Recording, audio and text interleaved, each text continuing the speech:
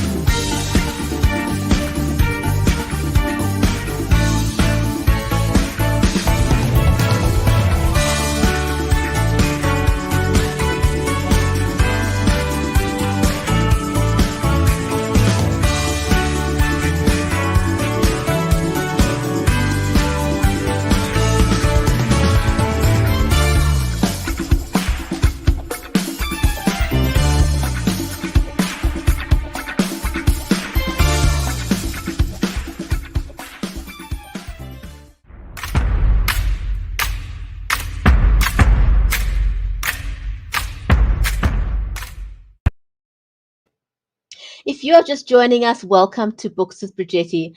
I'm your host, Bridgetti Limbanda from Cape Town in South Africa, and our stream is made possible by StreamYard and Be Live Media. Happy Sunday to everyone who's joining us over on Amazon Live, and I want to give a huge, big shout out to Tish. Tish, thank you for being such a great supporter of the show, and also a warm, big welcome to our friends watching us over on Facebook. Thank you to also to those watching us on YouTube and also over on Twitter. Great to have you here. Our amazing guest today is J.E. McDonald, and we're going to be talking about her book, Ghost of a Summoning. Now, I'm all about helping people level up. We all have to do online marketing these days, and one of the ways that you can level up is by investing in a great camera. The one I use is the Logitech Brio. The reason I like it is because it's trademarked right light technology, which means it will adjust to whatever lighting conditions you have, and that is just pure magic. For good audio, and the reason why audio is important is because people will forgive you if your video isn't 100%, but if they can't hear you well, people will definitely tune out. So I'm using the Samsung condenser microphone, which I recommend. It has served me very well. But not everybody wants a big, chunky microphone, even though they are fantastic. So failing that, I do recommend that you invest in a lapel microphone. And this is the one I recommend. This is the Rode lapel microphone.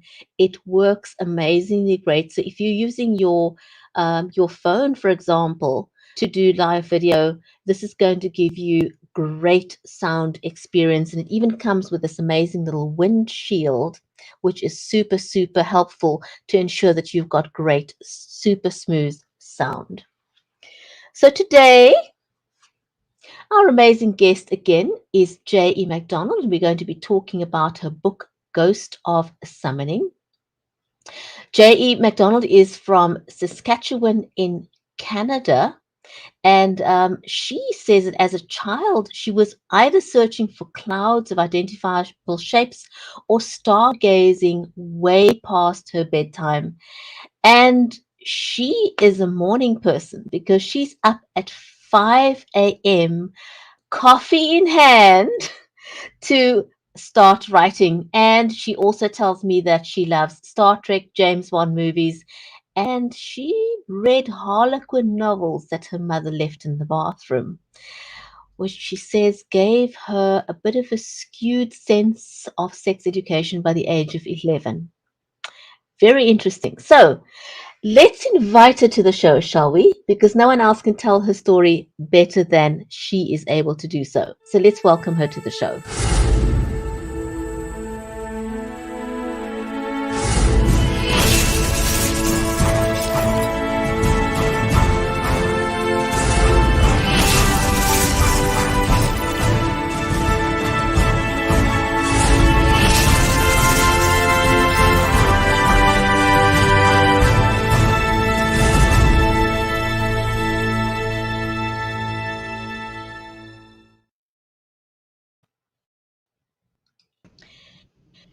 Tish, welcome to I'm still thinking of Tish because I was talking to her on Amazon Live.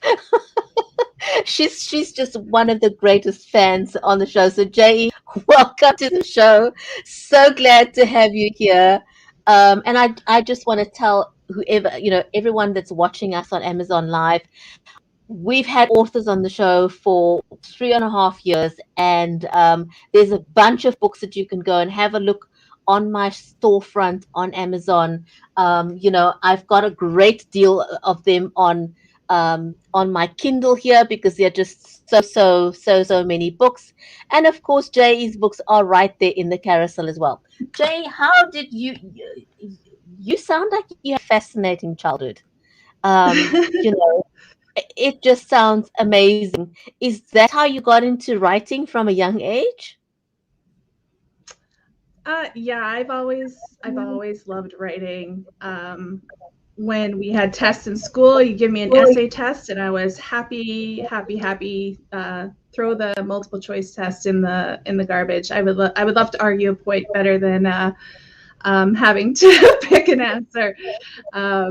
Yes, and imagination was always a part of my life. I am the youngest of 5 kids, so they were always busy doing other things, and I was left to my own devices quite a bit, and so I was always making up stories all the time. Well, that's quite interesting because I also come from a family of five, and I'm on the other end of the scale, being the oldest in the family. So it's amazing how the dynamics in the family shifts depending on where you are, in the food chain when it comes to your siblings. So it's an interesting topic, but we want to talk about your writing career. So who did your mom actually encourage you to write, or was it something that you just felt passionate about and started doing it? I did it on my own. My mom was definitely a reader, not a writer. But my parents have always been extremely supportive in whatever I tackle in my life. So if I had said I want to be an author at 10 years old, they would have been like, okay. But it wasn't until uh, it, in my 20s that I was seriously considering pursuing it as a career. Wow. And I mean, what made you? I know that a lot of young people make up stories, they love storytelling and so forth, but it doesn't mean that they're going to become an author. So, what was it that made you want to become an author specifically? I think I had this idea. I don't know what gave me this idea that you had to be sort of in a private club to be an author. That there was only like this special select group of people that were allowed to write books. And I think with the dawning of self-publishing, that really broke down barriers for me. It showed me that anybody could do it, and I started considering it then. I just wrote at bedtime in my little notebook. I had a story kind of running in my head, and I'd write every night. And it caught on, and I kept going and going until I started writing on the computer, um, and ignoring everything else around me. I think you're right about that, about people thinking that it was not something that they could attain. But with the advent of self publishing, I think it did flip things on its head. You had more choices, and if you got, I've had an amazing amount of authors over the years talk about how many times they were rejected um, Mm. by publishers. They kept, the door gets slammed in their face, and then they either indie publish or they self-publish, and their book simply takes off. You know, so it doesn't mean that you can't be a successful author if you self-publish or indie publish. You don't necessarily have to be published by the big five. Obviously, there are things that come with that, but it doesn't mean that you will not be a good author if you go the indie publishing or self-publishing route. Tell me a bit about Ghost of a Summoning. How did you come up with the storyline? That how did you decide on the title? And when did you decide on the title? I always find that interesting because some people start with a title, other people have no idea what the title is until they're halfway in. What was that experience like for you? Well, the Ghost of a Summoning is book 3 of the Wickwood Chronicles, so it is an ongoing series. I will be writing book 4, publishing that within about a year or so. So it's book 3, and it's a continuation of characters that have appeared in earlier books, and I just needed to write their story. So Aubrey is a friend of a witch who is in book 2, Ghost of an Enchantment, and I needed to tell her story, and it all revolves around a paranormal investigation company called Liller Investigations. So each book focuses on a different couple who around that paranormal investigation company. And the title, I actually had a different title in mind when I wrote it. I had wanted to call it Ghost of a Promise, because there's a lot of things about promises, promises made and kept and broken in the book. But my editor and I had a discussion about it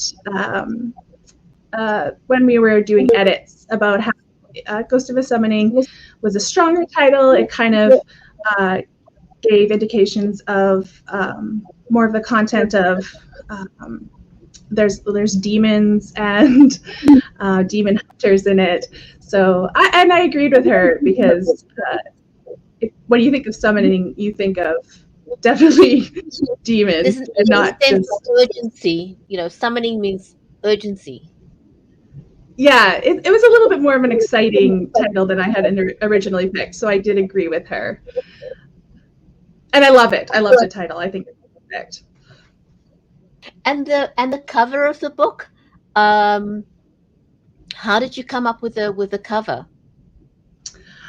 Well, my publisher, City Owl Press, they do the covers through a graphic artist company, but they always ask for input. So I gave them my ideas. My editor gave her ideas, and it was actually a really collaborative effort on this particular book.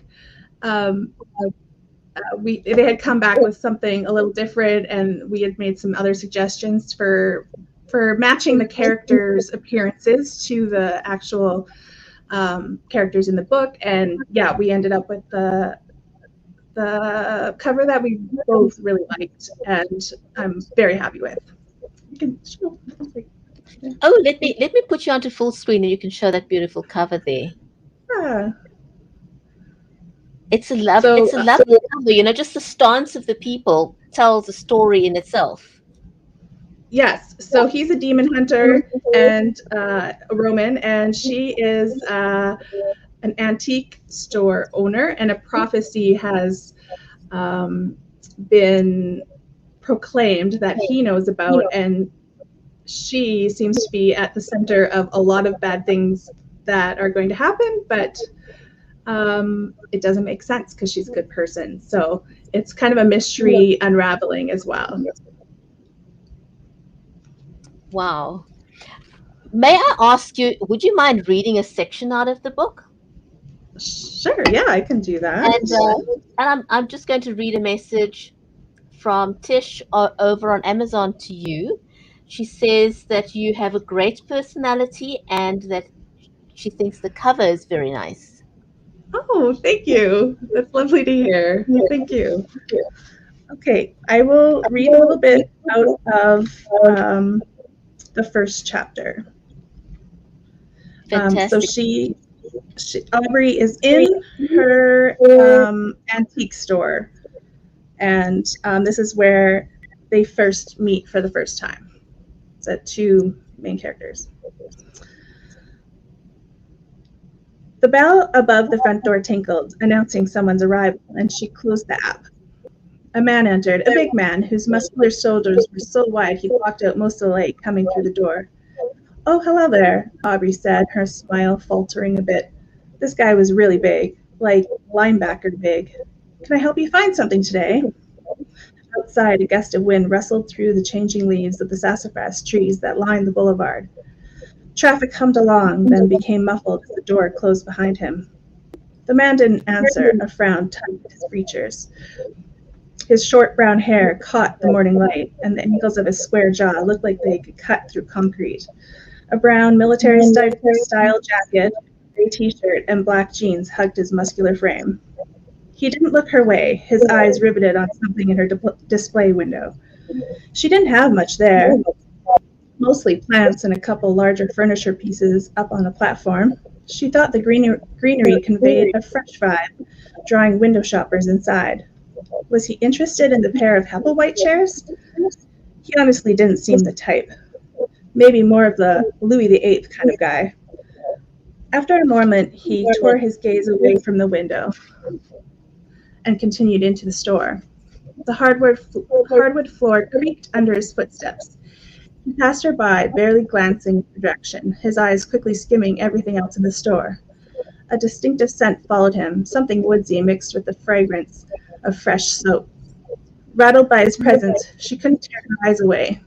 His rugged appearance lent her ideas that he spent a lot of time outdoors, chopping logs without his shirt on, or perhaps a pirate captaining his ship, again without his shirt on. Aubrey's stomach twitched at the image she'd created in her mind. An entirely different type of nervousness competed for her attention. If he weren't so big, he might have been a little less intimidating, but as it was, Aubrey's heart rate kicked up a few notches. Yes, definitely has to do with his size and not my sex life. There's about a page. Fantastic. Thank you so, so much. Wow. Wow. Wow. Wow. Amazing. Good job on that. By the way, do you have this book available in an audiobook? It is not available on audiobook. I would love for it to be, though. My publisher has audiobook rights, so hopefully at some point that will happen. I would love it. For sure, for sure. And if you did an audiobook, would you read it yourself or would you farm that out? I would definitely get someone else to do it. That's not my thing. Even reading a page is a lot. It takes a lot of practice. I actually spoke to an author not too long ago, very interestingly, and she was telling me that she took, I think it was 8 months that she took to narrate her book. And then when she listened back to it, she decided, no, this is not good, and she turfed the whole recording. And then she re-recorded it, and I think it took her 3 months the second time around. And her friends thought that she did a really, really great job, and then said, "Well, why don't you write a how-to book on, how to record your own audiobook?" And she did. I thought that was brilliant. Because she had figured out what worked and what didn't work, and she was able to cut down the time that it took her to do it moving forward. So I thought that was a great idea. The storyline itself, is it entirely fictional or is it based on things and events in your life? It's pretty fictional. I would say any of the truth in it would be there is a bit of Catholicism in it because as a demon hunter, he works for the church. So that I took from knowledge of Catholicism from my life. But other than that, it is a wholly fictional story. I really hope none of these things really happen in real life because there's demons on Earth and stuff. So that would be bad. And in your, in developing your writing style, is it something that you were able to develop on your own? Did you go to writing school? Or was it just natural talent that you developed? I suppose a lot of it is natural talent. I did go through university and have to write papers and things like that, but it wasn't for writing. I graduated through the fine arts program, but I am a firm believer on always trying to better your craft. So I would go to conferences, which I love. I need more of those in my life right now. I love and crafting books, and honestly, just writing and getting feedback from people is the biggest help to improving your craft. Right. The more you do it, the better you get. And working with professional editors is invaluable as well because they see things in your work totally subjective that you wouldn't. So yes, it's an ongoing process, and I don't think I will ever stop learning. I think almost all authors feel that way, that you always feel that you can do better, you can write better. Do you do by most of your writing in the morning? Do you sort of chunk out a time every day to say that that's my writing time, like get at 5 every morning and you write every day, or certain days of the week? I try to do it every day. That doesn't always happen because there's life, and also my ability to turn off my alarm without realizing I'm turning off my alarm. I'm quite good at that. So I joined the 5 a.m. Writers Club on Twitter, hashtag 5 a.m. Writers Club.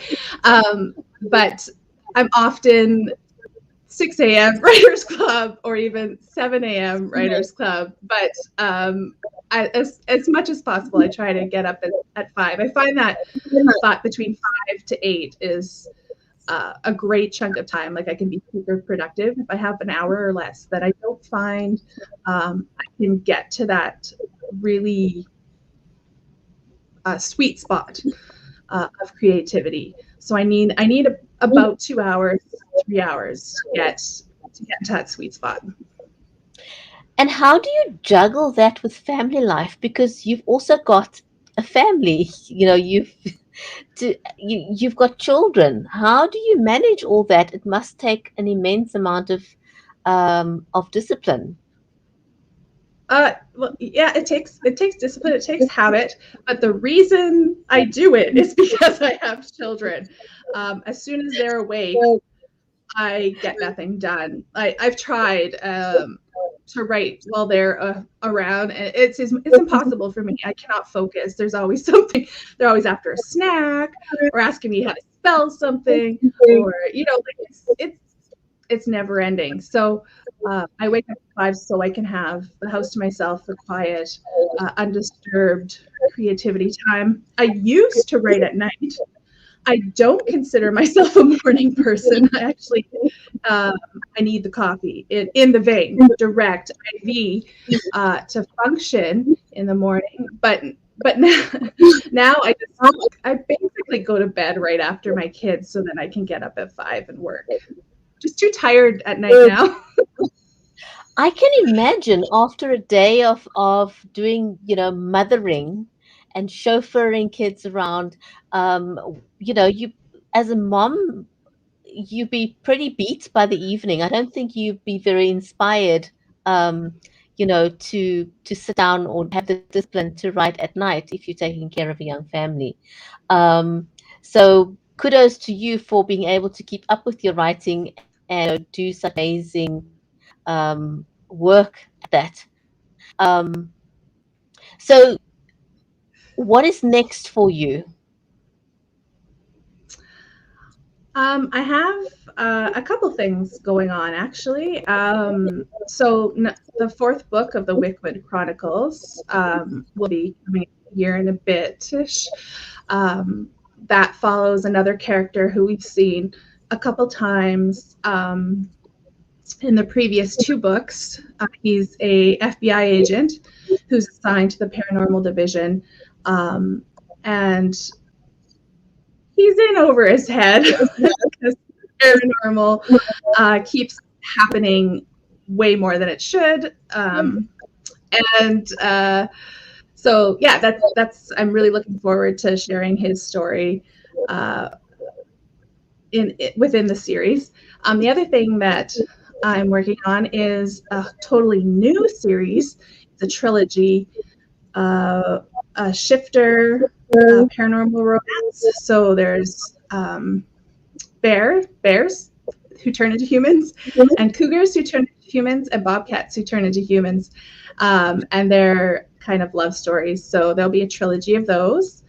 And yeah, that's what I'm working on right now. I'm actually in the middle of writing the second book of that series, which I'm very excited about. That's amazing. I can tell that you're excited about what you write. Where do you draw the inspiration from? That's a good question. It comes from everywhere. I don't even know. I love reading, for one thing. I didn't start writing paranormal romance. I actually started writing sci-fi romance. So when I was writing at night, but it always has to have romance. I was writing at night. It was the sci-fi, and it was like a far future world. We didn't live on Earth anymore because we wrecked it so bad. We lived in space. I still love that story. I'll have to go back to it. I moved into like romantic suspense. I tried some like spy stuff. And then, I don't know, it just morphed this paranormal romance. It actually started with me wanting to write about a ghost hunter. So that was the first book, Ghost of a Gamble, is about a ghost hunter. So I don't know where these ideas come from. I could be driving and have an idea. Actually, okay, no, I do remember specifically now that I'm thinking about it, where the first idea, little kernel, came for my first shifter book. Because I was up north. So in Saskatchewan, Saskatoon, where I live, is quite central. And then north of us, it's very sparsely populated, but that's where my husband's from, in a town called Larange. And we were there, and I was sitting on a beach, and I was looking at the forest, and I was listening to planes because there was a forest fire, I think, happening around the same time, and there were planes coming and going. And I had this idea of what would happen if you fell out of a plane into the middle of nowhere and had no clue where you were. And that's basically how my my person starts the book off for my first book in that shifter series. And so that was the first kernel, and then it just spiraled from there. Yeah. So when you get these thoughts and you're not sort of in a writing session, do you write them down like in a notebook so you don't forget, or do you have a recorder so that you can put that down? Because if you scatterbrain as I am, I have to write everything down. So how do you deal with those moments when you get inspired but you're not writing? I have my phone with me pretty much 100% of the time. Well, sort of. So I have an app in there. What's it called? Evernote. I have a app in there that I always am making notes. So if I have an idea, I put it in there, even if like I'm falling asleep and I go like that with my idea, I'll lean over and type it into my phone because I know I'll forget in the morning. So yeah, I'm constantly writing notes in there. If I'm at home and I know it's a good idea, I will start a new notebook. Every book, every chunk of ideas that I know will make a book has its own notebook. So I'm swimming in notebooks of ideas that I'm working on, and also ones that I've just jotted down but not followed through on yet. And I'm also curious, do you write your books in longhand or do you type them out? If you do type them, do you use particular software? What's your writing style? What's your process? So when I first was starting to dabble, I did everything in notebook and then would transfer it into Word. But that's not what I do now. I found that as I was writing, I couldn't write by hand fast enough for my thoughts. So I started writing directly into my computer, which I didn't think was going to be as satisfying, but because I could keep up with my thought processes, it actually ended up being really satisfying. And then now I use Scrivener, the writing program Scrivener. So I draft in there, but once I send it off to my editor, then we're working in Word back and forth. Well, I always feel that whatever works for you is great, because what works for one person doesn't work for the other one, but we've all got different circumstances. So if you find something that works for you, just stay with it, go with it. Tell me a little bit about your marketing process for your work, because you've published prior to the pandemic and now you've published during the pandemic. How has it been different for you? How did you adapt to the different period of marketing? Actually, my first book came out in June of 2020. So that was actually right in the pandemic. I have to say, I was in a bit of a dip of depression at the time, and I didn't do anything at all for marketing, which is embarrassing to admit. But besides what my publisher did, I did very, very little. But over the past year, I've learned from my fellow authors at City Owl Press and just other groups I've been in that have been really, really open and helpful. When we do cross-promotional stuff, it's great. Like connecting with other authors who are writing similar things is really beneficial. And I think my biggest marketing thing right now is that I've just finished a novella that is a prequel to the books in the Wickwood Chronicles, and that will be coming out in the spring. And I will be using that as free novella to those who subscribe to my newsletter, and in other sorts of promotional opportunities to get people to dip their toes in the world of Wickwood. And tell me, with the pandemic and publishing during the pandemic, prior to the pandemic, you could go into libraries and read your books to the audience. How have you dealt with not having the ability to do that? Or are you doing it now? Has it opened up? Are you back to being able to read in libraries? Most things are online here in my town. So they do readings and book launches that way. I haven't taken the opportunity locally to do that yet.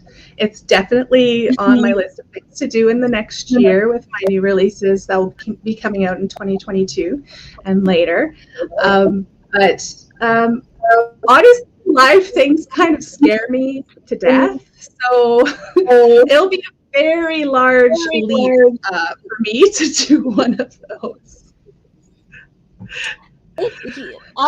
When I started 7 years ago, I think I was also really scared of the whole, going online. But a lot of that fear is really in your mind. I guess it's like, the fear of getting published or writing and being hesitant about it. And when once you start doing it, you realize I'm actually having fun in the process. And going online is very, very similar. And I think it's simply down to being unfamiliar with the process of doing it. And when you realize, it's really not that difficult because you can actually go live using just your mobile phone if that's what you have. It is possible to do that. And I think the biggest struggle a lot of people have is that they're not comfortable with the sound of their own voice, which sounds weird, but it seems to be a reason why a lot of people are hesitant because you're not used to hearing your own voice, and you don't hear it the way other people hear it. And so a lot of us think our voice sounds really, really bad. But the truth is, it's it it actually doesn't. It really, really doesn't. Um, So let's talk about that sometime. I'd be happy to help you get started if you'd like to dip your toes into that because I understand you will not believe what it felt like when I first started. Every single time I switched on the camera, I thought my heart was going to stand still. That I couldn't breathe. I was totally choked up. I had sweaty palms, and just pressing the go live button was scary. So believe me, you can do this. You can do this. You've got this. I think me reading earlier here was probably the best I've ever read because usually I get this like super shaky voice, and I think if I was in a room full of people right now, I would definitely get that shaky voice. So you've obviously made me feel very comfortable here for me to do that. Well, I thought your reading was great. You did. I mean, to me, you sounded completely natural and normal because I can usually tell if somebody's not comfortable. Then your voice kind of goes high pitched, and you can actually I can hear when somebody has that sense of not quite feeling comfortable when they're reading. But I think you did a great job. So I think you off to a Thank good you. start there. I think you've got this. So tell me, you um have you gone with a publicist? Why have you gone with a publicist? Do you recommend a publicist as part of your marketing strategy? Yeah, I have a publicist. His name is Mickey Mickelson, and he's a really a great guy. He's go-getter. I mean, he arranged this interview. So, yeah, he's great. He works at your own pace. I know people who want to do keep going, go, the next opportunity. Whereas with me, I'm like, whoa, let's just do one a month because I get a little bit nervous. So he's really great, a great listener, and will work with you and what you need. And yeah, like I've enjoyed working with a publicist because he finds me opportunities that I would not have found on my own. It's quite a different beast for what he does. Finds me like interviews and blog things, whereas like marketing through my newsletter, it's so different.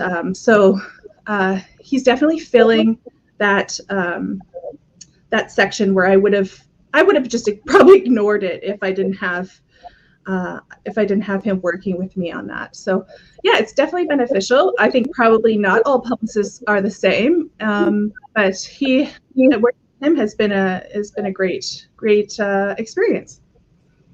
I think it's the same way as saying, not all doctors are equal, not all lawyers are equal.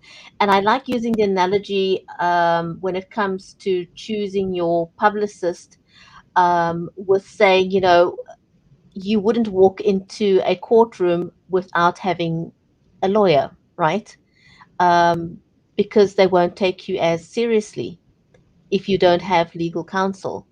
You come across with a lot more authority if you can say to somebody, well, talk to my attorney, or send a letter to my attorney. And I think it's pretty much the same as you looking into a library, for example, or anywhere else, and people say, I like your book. You say, talk to my publicist.